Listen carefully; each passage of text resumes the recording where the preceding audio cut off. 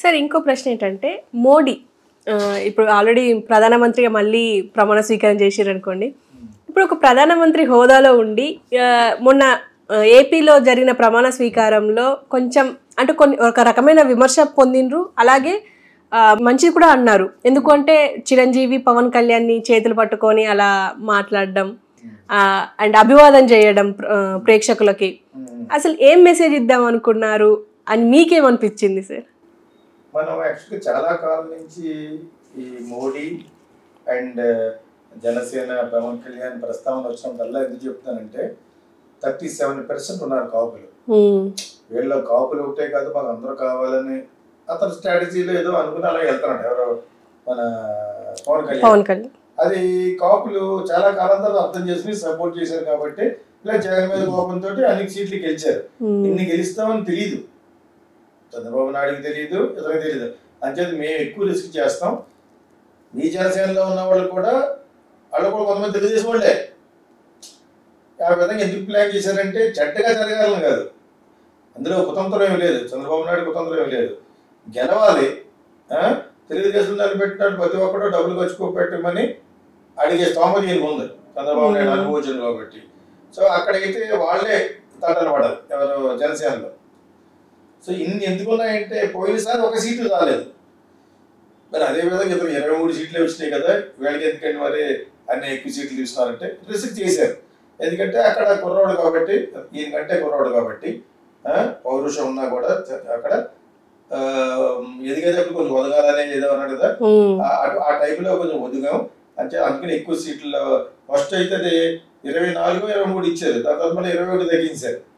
Okay, so ఇవన్నీ జరిగినాయి, అందరూ చూస్తారు, సోషల్ మీడియా పుణ్యం అంట అందరూ చూస్తారు, సీట్లు వచ్చినాయి, అన్ని గెలిచిపోయారు. ఈ యొక్క రిజల్ట్ ఎక్స్పెక్ట్ చేయలేదు ఎవరు.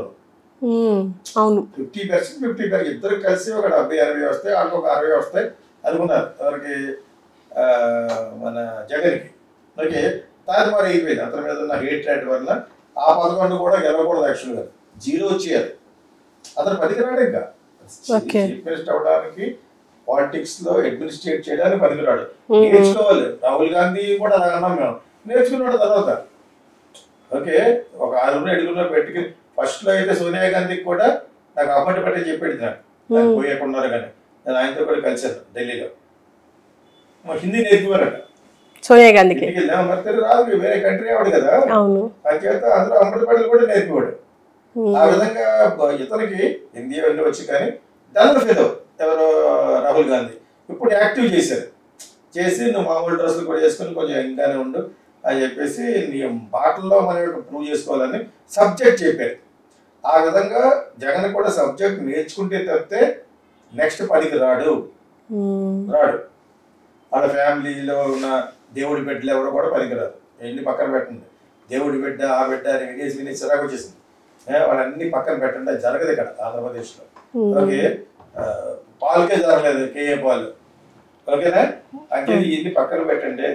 వైఎస్ రాజశేఖర్ ఎప్పుడు కూడా రిలీజ్ తెచ్చుకోడు కదా, ఇండైరెక్ట్ గా తప్పుకోవడానికి ట్రై చేశాడు, పైకి వెళ్ళిపోయాడు. వెంకటేశ్వరని 7 కొండలే ఉన్నాయో 14 కొండలు మీరు ఎవరైనా చూపించారని అందులో సగం క్రిస్టియన్ మిషనరీ హాస్పిటల్కి ఇచ్చాడు.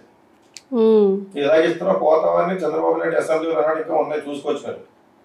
You're going against lord Venkateshwara, దెబ్బ అయిపోతావు అని ఏం ఆటలు అన్నాడు. ఆ మాటతోటే మరి అందుకే పోయాడో ఎందుకు పోయాడు, ఊరిని ఎందుకు పోతాను చెప్పండి. 7 కొండల వెంకటేశ్వర స్వామి వరకు కామెంట్ చేసిన ఎవరు లేరు. అదేవిధంగా జీసస్ క్రైస్ట్ గురించి కూడా ఎవరు కామెంట్ చేయరు, ఇంకా వాళ్ళే చేస్తారు. వాళ్ళ దేశంలో ఉన్న జెరూసలంలోనే they are against Jesus Christ, అది పెద్ద జోక్ అది. అదే సో అలా అది పక్కన పెడితే ఇక్కడ ఈయన 7 కొండల గురించి కామెంట్ చేశాడు అసెంబ్లీలో, చేశాడు ఆయన కూడా. దానికి Chandrababu Naidu point of order పెట్టి అది తిట్టాడు, నువ్వు దెబ్బ అయిపోతావని. ఆ విధంగా దెబ్బ అయిపోయాడు కదా, అదే కొండల్లో పడిపోయాడు కదా. ఇలా ఎందుకు రిలేట్ చేస్తారంటే అంటే ఈ పక్కన పెట్టండి, రిలీజియన్ పక్కన పెట్టండి, ఇతని మీద చేసిన అట్రాసిటీస్ కూడా, టెంపుల్స్ పగలు కొట్టి కూడా ఒక పాయింట్ వాట్సాప్ లో నాకు వచ్చింది కదా, టెంపుల్స్ పగలు కొట్టి ఒక డాక్టర్ని చంపడం, ఇంకా ఎంతమంది ఎదిరించిన వాళ్ళని చంపడం, చాలా మంది మాయమైపోయారట. ఇవన్నీ ఏంటిది, వాట్ ఇస్ ఆల్ దిస్, ఇవన్నీ నిజంగా నాకు తెలియదు. తెలుగు ఎందుకు పాడంటే జనాలకు డబ్బులు వేస్తున్నాడు, ముసలి వాళ్ళకి లెగలేని వాళ్ళ కోసం ఉపయోగపడుతుంది కదా అని నేను ఫీల్ అయ్యాను. అంతే. వాళ్ళని నేను నిజంగా కూడా చూశాను. కొన్ని మాలపేటలోను అట్లను మంచాల మీద వాళ్ళు వదిలేస్తూ ఉంటారు అనమాట. ఓకే, సో అటువంటి వదిలినప్పుడు మన ఇంటర్వ్యూలో నా తర్వాత చేయమ్మా. సో ఈ యొక్క ప్రవర్తన కొంచెం అది తప్పు అని అనుకోం. వీళ్ళందరికంటే పెద్దవాడు, వీళ్ళంతా అక్కడ ఉన్న వాళ్ళందరికంటే ఒక చంద్రబాబు నాయుడు గారి కంటే కాకుండా కూడా వాళ్ళిద్దరు ఒకటి ఏజ్ ఉంటుందేమో సార్. మిగతా వాళ్ళందరికంటే పెద్ద ఆయన chief prime minister of India. ఈ మధ్యన సౌత్ని సకలో పెట్టుకుందాం చూస్తాడు. అది ఎవరి ద్వారా పాసిబుల్? ఎస్పెషల్లీ ఇన్ ఆంధ్ర ఎవరి వల్ల పాసిబుల్? కాపుల వల్ల పాసిబిలిటీ ఉంటుంది. ఇప్పటివరకు కాపులను కలిపి దాదాపు ఎవరు లేడు, ఏకవచ్చం లేకుండా దెబ్బతింది. ఒక పవన్ కళ్యాణ్ విషయంలో ఈసారి కాపుల వల్ల గెలిచాడు. అందరూ కూడా హృదయపూర్వకంగా డబ్బులు ఎక్కువ ఖర్చు పెట్టలేకపోయినా కూడా వాళ్ళ స్తోమతకు వాళ్ళు ఖర్చు పెట్టినా కూడా ఎందుకు గెలిచాడు? ఒకటి జగన్ మీద కోపం, అంతా మీ యొక్క గొప్పతనం కాదు, జగన్ మీద కోపం. రెండోది కాపులు కూడా డెఫినెట్ గా బాగా సపోర్ట్ చేస్తారు. ఆయనకి తెలిసిన విషయం కంప్లీట్ ప్రతి స్టేట్ లోనే ఏం జరుగుతుంది ఇంటెలిజెన్స్ వెళ్ళిపోతూ ఉంటుంది ప్రైమ్ మినిస్టర్. అందులో ఎక్కువ ఇంట్రెస్ట్ చూపిస్తారు ఆయన. డిజిటల్ మార్కెటింగ్ మీద, ఈ ఇటువంటి నిఘాల మీద ఎక్కువ ఆధారపడతాడు. అర్థమైంది మీకు? అందుకని జగన్ కూడా ఒక పక్కన పెట్టుకుని, ఒకవేళ మళ్ళీ అతనికి గెలుస్తాడేమో నాకు ఒక పక్కన పెట్టుకుని ఆ కేసులలో భద్రంగా ఉంచి ఇంకా ముగిలేస్తామా అని చెప్పేసి పెడితే అనుకోకుండా వాళ్ళు అనుకున్నదే జరిగింది. ఇంటెలిజెన్స్ లో రిపోర్ట్లు ఎలా వచ్చింది, ఈసారి డెఫినెట్ గా స్వీప్ చేస్తారు వీళ్ళు అని వచ్చింది. కాకపోతే మీరు ఎక్కువ సౌండ్ చేయకండి అని ఎవరికాళ్ళ సౌండ్ చేయలేదు, ఇంక్లూడింగ్ చంద్రబాబు నాయుడు గారు. ప్లస్ చంద్రబాబు నాయుడుకి వీళ్ళకు కంటే ఎక్కువ ఎక్స్పీరియన్స్ ఉంది కదా, అంతే హీ నోస్ డెఫినెట్ గా గెలుస్తామని. అది పవన్ కళ్యాణ్ కూడా వన్ ఆఫ్ ద పార్ట్నర్ కాబట్టి చెప్పుకుంటాడు. అర్థమైంది మీకు? వాళ్ళందరికీ తెలుసు మంచి మెజార్టీతో గెలుస్తామని చెప్పేసి. ఓకే, సో కానీ కొంత సైలెంట్ ఎందుకు అయ్యారంటే ఏమో అక్కడ ఈవీఎంల స్కామ్లో కాకుండా వేరే రకరకాల స్కామ్లు జరిగినాయి. ఓటింగ్ బూత్లకు వచ్చిన వాళ్ళని కొంతమంది ఇన్ఫ్లుయెన్స్ చేయడం, పోస్టల్ ఓట్లు అని, మొత్తానికి ఏదైనా వాళ్ళ యొక్క స్ట్రాటజీ గెలిచింది. ఇతర మీద కోపం పోటీ ఇది అయింది. ఇది మోడీకి బాగా తెలుసు. మోడీకి చాలా కాలం నుంచి చాలా వీడియోస్ లో చెప్పాను నేను. ఒకప్పుడు చంద్రబాబు నాయుడు మోడీకి హెల్ప్ చేయలేదు, అటల్ బిహారీ వాజ్పేయి గారు ఉన్న టైంలో. అవి ఈయన ఎన్డీఏ చైర్మన్ అక్కడ. అది మనసులో పెట్టుకుని మోడీ ఇతను హేట్ చేస్తాడు. ప్లస్ వీళ్ళకు ఉన్నది 4% కమ్మస్. ఏదో విధంగా తెలుగుదేశాన్ని లేకుండా చేయడం అనేది మోడీ యొక్క అభిలాష. ఇక్కడేంటి నెక్స్ట్ జనరేషన్ లో వాళ్ళ కొడుకులు కాకుండా ఇతన్ని ప్రమోట్ చేస్తాడు పవన్ కళ్యాణ్. మీరు తమ్ముడు మామూలు కాదు, చాలా ఇది ఒక తుఫాను, ఒక సునామీ అని ఎందుకంటాడంటే ఈ సపోర్టింగ్ ఆటోమేటిక్ గా 37% కాపులకి ఇప్పుడు మోడీ అంటే ఇష్టపడిపోయాడా, వీళ్ళందరి చేతుల్లో పైకి ఎత్తాడా, ఆయన ఖాళీ నుంచున్నాడు. ఎవరో చంద్రబాబు నాయుడు గారు ఆ ఫోటోలు చూడండి, ఆ వీడియోలో చూస్తే ఆయన తెలుసు. మన జైల్లో పెట్టింది వాళ్ళు కాదండి, చంద్రబాబు నాయుడు గారు జైల్లో పెట్టింది వాళ్ళే. వాళ్ళు జగన్ కేసీఆర్ అందరూ కలిసి చేసిన గూడు పుట్టాలి. అయినా కూడా మళ్ళీ ఈ నీళ్ళు అక్కడ ఎందుకు కలిసండి? ఇంక అవసరం బంగారు పళ్ళానికైనా గోడ చేరు అవసరం నిలబడాలంటే. ఆ విధంగా చంద్రబాబు నాయుడు ఈసారి చాలా చాలా భరించాడు. భరించిన వాడు ధనుడు, ఎప్పుడు కూడా పడ్డవాడు ఎప్పుడైనా చెడ్డవాడు కాదు. వాళ్ళు లభిస్తారు. అవన్నీ కూడా వర్కౌట్ అయినాయి. ఫస్ట్ టైం కాదు కదండి చంద్రబాబు నాయుడు, ఇది 3rd టైం. అదే దెబ్బతిన్నాడు కాబట్టి పవన్ కళ్యాణ్ లాగా వాళ్ళగా ఆ విధంగా కాకుండా ఒక రేంజ్ లో వెళ్ళగాడు. ఈయన కూడా ఒక రేంజ్ లో ఇది తప్పిపోయాడు, రూల్స్ తప్పి మాట్లాడేశాడు. నిన్ను చంపేస్తే ఏం చేస్తావు అని జగన్ అది అన్నాడు. అవి అలా అనకూడదు. అది కూడా లాస్ట్ లో, అంత ముందు వరకు చాలా ఓర్పుతో ఉన్నాడు. నేను అన్ని గమనిస్తాను యాక్చువల్గా. ఇప్పుడు జగన్ మీద కోపంతో గెలిచారు. ఇతను మట్టుకు ఇక్కడ ఓటు బ్యాంక్ ఉన్న వాళ్ళని సర్దాలంటే, ఇప్పుడు అతను హృదయంలో పెట్టుకోవాలంటే చిరంజీవి ఒక పక్కన ఇద్దరిని కలిపి రేపు వీళ్ళిద్దరికి పెద్దపేట వేస్తాడు. ఎప్పుడు వాళ్ళ గవర్నమెంట్ సుస్థిరంగా ఉంటే. మోడీ గవర్నమెంట్ పోటాక డేంజర్ ఉంది, ఎందుకంటే బోర్డర్ లో ఉన్నారు వాళ్ళు. అదే వాళ్ళు అంత గబుక్కుని కొనేయలేరు, కాంగ్రెస్ కొన్నా కూడా కలిసి ఉండలేరు. రకరకాల అదే సాంబార్ లాంటిది ఇండి కూటమి అనేది. అందరూ ఒకరితో ఒకరు కలవరు. ఎస్పెషల్లీ బెంగాల్ ఆడ అసలు చాలా ట్రబుల్ మేకర్ యాక్చువల్గా. అంచేత ఆ మాత్రం గ్యారంటీ వీళ్ళకి ఉంది. ఈలోగా అందులో వాళ్ళు కొనేస్తారు ఒక 1000 కోట్లు ఇచ్చి బీజేపీ. సో గవర్నమెంట్ సేఫే అయినా కూడా ఏ రాష్ట్రానికి ఆ రాష్ట్రం సర్దుకుంటూ వస్తున్నారు.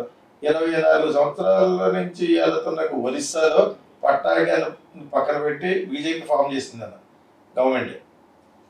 అసలు ఒరిస్సాలో దేర్ ఇస్ నో క్వశ్చన్. అటువంటి దాంట్లో వీళ్ళు గెలిచారు. అదేవిధంగా ఆంధ్రాలో లేదనుకుంది 7 సీట్లు గెలిచారు. ఓకే, ఈ ఆంధ్రాలో కోటలో బాగా వేసి చెయ్యాలంటే ఎవరున్నారు ఇక్కడ ఎక్కువ ఓట్లు వేసేవాడు? బీసీలు, ఎస్టీలు కలిస్తే దాదాపు 100 ఉన్నారు కాపులు. సో వీళ్ళిద్దరినే ఒకటే పెట్టుకుంటాడు. చిరంజీవి ఫ్యాన్స్ కూడా చిరంజీవి 18 సీట్లు వచ్చినాయి కదా, ఈసారి 21 వచ్చినాయి. 21 నిలబడ్డాడు కాబట్టి 20 వచ్చినాయి. ఇతను 50 సీట్లు ఇచ్చి 50 వచ్చేసినాం ఈ వేవ్లో. అలాగా ఓవర్ ఎస్టిమేట్ చేసుకోలేకపోయాడు అతను. ఎందుకంటే లాస్ట్ టైం ఒక సీటు కూడా ఒకే ఒక సీట్ వచ్చింది, అటు ఎవరో జంపు జగన్ పార్టీలోకి, అటు వేస్ట్ వెళ్ళాడు.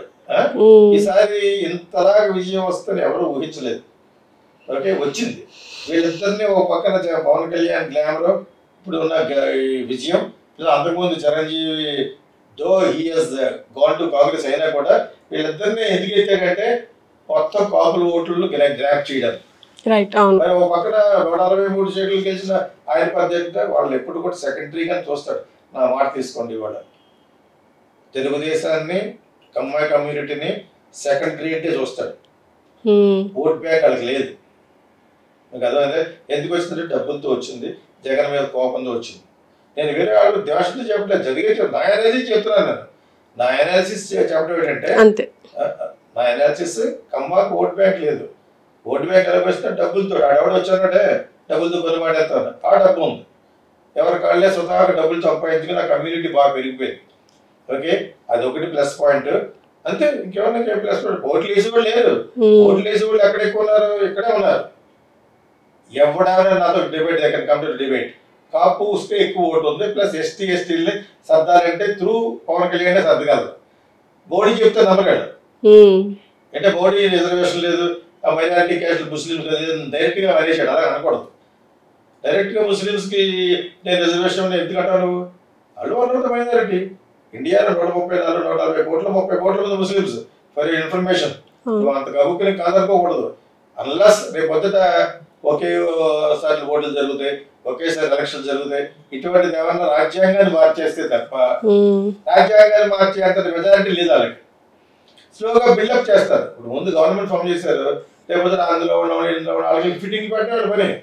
అమిత్ షాను ఆయన పని ఏంటంటే వాళ్ళు గొడవలు పెడతారు, పెట్టేసి ఆ ఇండియా కూటమిని బ్రేక్ చేసేస్తారు. బ్రేక్ చేసేసి మన రాహుల్ గాంధీ ఒకడు ఉండిపోతాడు. అర్థమైందా? ఇంకా అది ఎప్పుడు కలవదు. This is called divide and rule, విభజించి పాలించుట. అది బాగా తెలుసు. ఇక తమిళిసైని అతను తమిళిసైని వార్నింగ్ ఇవ్వబోయారు అనేది ఏమనుకున్నాడు? అతను సౌత్ ఇండియా, ఇది నార్త్ ఇండియా కాదు. నువ్వు వచ్చి గుజరాత్ లో డెవలప్ చేసుకుంటావు, అక్కడ చేసుకుంటావు, ఇక్కడ చేసుకుంటావు. ఆంధ్ర ఒక విగ్రహం కడతాం 3,500 కోట్లు పెట్టి. అంటే నిజంగానే ఇచ్చారంటారా వార్నింగ్ లాగా మాట్లాడారు? అలా ఎందుకు మాట్లాడతాడు? ఏదో చాలా సీరియస్ గా మాట్లాడినట్టు. అక్కడ ఒక చోట చెల్లిపు అన్నామలైతో ఎందుకు నీకు అన్నమలేదు పోతాడు కదా, డిఫరెన్సెస్ ఇవన్నిటి గురించి పెడుతున్నాడు. ఏదో ఏంటిది ఇలా చేసావు అని చెప్పేసి అలా అనకూడదు. అయితే అన్నాడు, అదేమన్నాడు, ఇంకోటి ఏదో అన్నాడు అని ఉంటాడు. మొత్తానికి ఆ అమ్మాయితో ఆవిడతోటి she suppose to one of the very good doctor. ఆవిడని ఇన్సల్టింగ్ మాట్లాడినట్టుగా మనకి విజువల్స్ చెప్తున్నాయి. దానికి కారణాలు సోషల్ మీడియాలో మనం ఎదుగుతాం కాబట్టి. ఒకటి తమిళనాడు ఘోర ఓటమి వాళ్ళైంది. అన్నామలై కూడా వెళ్ళలేదు పాపం. మధ్యలో వచ్చాడు ఐపీఎస్ ఆఫీసర్, డెవలప్బుల్ పర్సన్. అతను ఫైనల్ గా డిఎంపీ వాళ్ళు ఏమైనా పెట్టారంటే పేరు మెంటల్ అని పెట్టాడు. అంత బాగా ఆన్సర్ చేసేవాడికి మెంటల్ అన్నామలై అని పెట్టారు. మొత్తానికి ఇద్దరు కలిసి చెడగొట్టేశారు. చెడగొట్టే Tamil Nadu is not that easy. It is not in easy job for other national party to come and rule. GK Moopanar లాంటి పెద్ద పెద్ద లీడర్స్ కాంగ్రెస్ పెట్టరాలేపారు అక్కడ. అదే మీకు కాంగ్రెస్ ఎప్పటి నుంచో ఉంది అది అక్కడ. అటువంటి మనం వెళ్ళిపోయి తమిళనాడులో not easy job in Tamil Nadu. తమిళనాడులో ఎక్కువ మంది ద్రవిడియన్స్, దేవుని నమ్మే వాళ్ళు, క్రిస్టియన్స్, వాళ్ళు కొత్త సాంబార్. వాళ్ళు వాళ్ళ మాట అంటారు, డిఎంకే మాట. కానీ వాళ్ళు ఒక పని చేయవలసింది. వీళ్ళ స్వార్థం పెరిగిపోయి బీజేపీ ఇండిపెండెంట్గా వెళ్ళిపోయింది తమిళనాడు. ఇండిపెండెంట్గా వెళ్ళకుండా ఏ డిఎంకేని ఎడగొట్టేసి నాశనం చేశారు దాన్ని. ఏఐడిఎంకే అంటే జయలలిత పార్టీ, ఆ పార్టీ వాళ్ళు అలాగే ఇంటాక్ట్ గా ఉంచి వాళ్ళతో కోయిలేషన్ అయ్యి వీళ్ళు ఉంటే గెలిచి ఉంటాడు, కనీసం 7 సీట్లు వచ్చింది.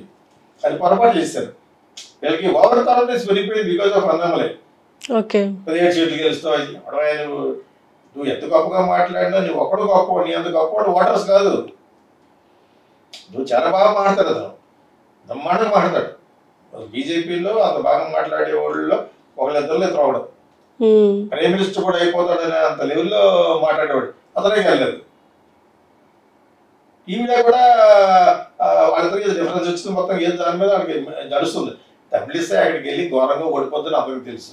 ఆడికి ఎవరు తెలుసు, ఏదో బీజేపీ అడ్డుపెట్టుకుందని చెప్పేసి ఇక్కడ గవర్నర్ ఇచ్చారు. ఈ విషయం తెలిసి కేసీఆర్ ఏమన్నా ఎంటర్ ముక్కలు తీసాడు. తెలుసా మీకు, కేసీఆర్ గాని కేటీఆర్ గాని అసలు లెక్క చేయలేదు. చాలా సార్లు అడిగేది, చాలా సార్లు అడిగినా కూడా ఆ సెక్రటేరియట్ ఓపెన్ చేసిన టైంలో సరిగ్గా రెస్పెక్ట్ చేయలేదు. ఇవన్నీ మనం చూస్తున్నాం కదా. పాప ఏదో ఎలమన్నారు, వెళ్ళింది వచ్చింది, గవర్నర్ ఇచ్చారు, 2 years చేయమని చేసింది. ఇప్పుడు అమిత్ షా డైరెక్ట్ గా అలా బయటపడిపోకూడదు. ఈ విషయం కాకుండా ఇంకొక విషయంలో మందలించినా కూడా that is not the place for you to put your face crown అంటారు. మొఖం మీద సిడి మాట ఫీలింగ్ పెట్టకూడదు ఏదో అంటాడు. చాలా ఎక్కువ ఫీల్ అయిపోతాడు అనమాట. వీళ్ళిద్దరే మొత్తానికి they have a misunderstanding with RSS also. Separate వాడుకున్న విషయం, సెపరేట్ గా హిందూ ఆర్టికల్ వచ్చింది, ఆయన సెపరేట్ గా వీడియో రికార్డ్ చేశారు భగవత్ గారు మాట్లాడేదంతా. అదే అది సెపరేట్ గా మాట్లాడదాం. ఇప్పుడు మోడీని అమిత్ షా కలిసి అవసరమైతే ఆర్ఎస్ఎస్ వద్దు, ఆర్ఎస్ఎస్ సలహాలు తీసుకోమని లెవెల్కి వచ్చారు. వాళ్ళిద్దరే మోనోపులైజ్ చేస్తారు. ఇది చాలా క్రూషియల్. ఇప్పుడు చాలా విధంగా మోనోపులైజ్ చేసి రాజ్యాంగాన్ని ఏదో విధంగా మార్చే లెవెల్కి మెజారిటీ రావాలి వాళ్ళకి. అది లేదు ప్రస్తుతం 50% ఉన్నారు కదా, అందరూ కలిస్తే బిల్లు పాస్ అవ్వనివ్వరు. అది పాస్ అవ్వాలని అందులో కూడా కనీసం 30-40 మంది, ఒక 50 మందికి వచ్చేది. చంద్రబాబు నాయుడు గారు ఒక్కడు సరిపోడు, అయినా కూడా చాలా సీట్లు ఇచ్చాడు. నిజంగా మోడీ గారికి చిరంజీవి పక్కన జనసేన పెట్టుకున్నప్పుడు చంద్రబాబు నాయుడు సంబంధం లేకుండా జనసేనలో ఓడిపోలేదు మరి మినిస్ట్రీ. మొన్న బీజేపీ గవర్నమెంట్ లో, సెంట్రల్ గవర్నమెంట్ లో జనసేన 2 వచ్చినాయి, కుమారస్వామి 2 వస్తే ఓడిచ్చారు. ఓకే, ఒకేసారి గెలిచాడు గుజరాత్లో, వాడు ఓడిచ్చారు. ఇక్కడ 2 గెలిచాడు, మిమ్మల్ని ఇద్దరు కలిపాడు. ఈ రోజు ఆంధ్రప్రదేశ్ లో ఎలక్షన్లు గెలవడానికి కారణమైన పవన్ కళ్యాణ్ పార్టీకి ఓడిపోలేదు. అంటే వీళ్ళిద్దరిని రీపీల్ చేస్తారన్నమాట, వెర్రి పుష్పాలు చేస్తాడు. మరొకటి ఇలా అంటే పొంగిపోతారు కదా. ఫస్ట్ నాకు అనిపించింది అది. మీకు నిజంగా నీకు అంత నిబద్ధత, అంత ప్రేమ వాత్సల్యం ఉంటే కాపుల మీద, మోడీ గారి గురించి చెప్తున్నారు, చిరంజీవి పక్కన చీప్ ఎక్కడ సరిపోదు, వాళ్ళకి సీటు వాడు మినిస్టర్ ఇవ్వచ్చు కదా. 2 ఎంపీలు గెలిచారు, అందులో వాడికి ఇవ్వచ్చు కదా.